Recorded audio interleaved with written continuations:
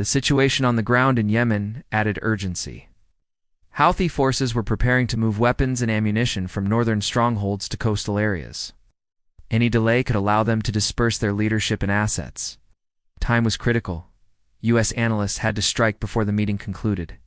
Satellite images confirmed the presence of armored vehicles, communication hubs, and key personnel.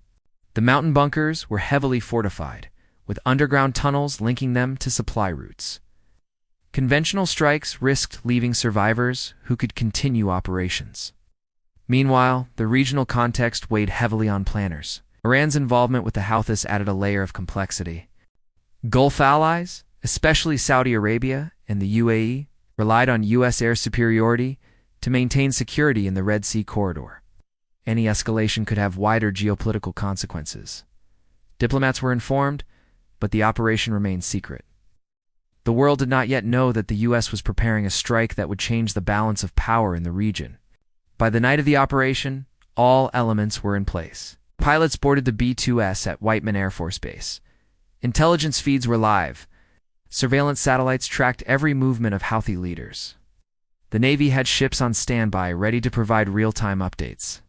Every piece of technology, every analyst, every pilot, and every decision had converged on a single objective: remove the Houthi command in one clean, decisive strike. The stage was set. The night was silent, but the air was electric with tension. A few hours later, 3 B-2 bombers would take off under the cover of darkness. They carried with them the most advanced stealth technology and a payload capable of reshaping the battlefield. The world would soon witness an operation that was precise, lethal, and almost invisible. The Houthis believed they were secure in their mountain fortress. They had no idea that 3 American bombers were about to change everything. The mission began in the dead of night. 1:15 a.m. Whiteman Air Force Base, Missouri. 3 B-2 Spirit bombers were fueled, armed, and ready. Pilots climbed into their cockpits, checking instruments, reviewing flight paths, and confirming weapon systems. There was no room for error. Every move was timed to the second. Outside, the sky was dark, empty, and quiet, a perfect cover for the mission. Once airborne, the bombers began their long journey across the Atlantic. Mid-air refueling tankers met them over friendly waters, extending their range. The pilots maintained radio silence.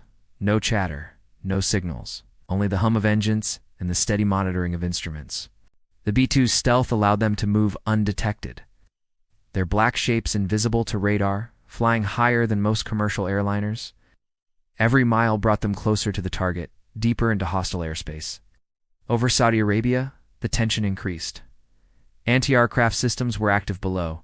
Radar installations scanned the sky, but they never detected the B-2S. Onboard electronic warfare systems masked the bomber's signature, confusing enemy sensors. Pilots adjusted altitude and heading slightly to avoid radar hotspots. Every movement was calculated, every adjustment pre-planned.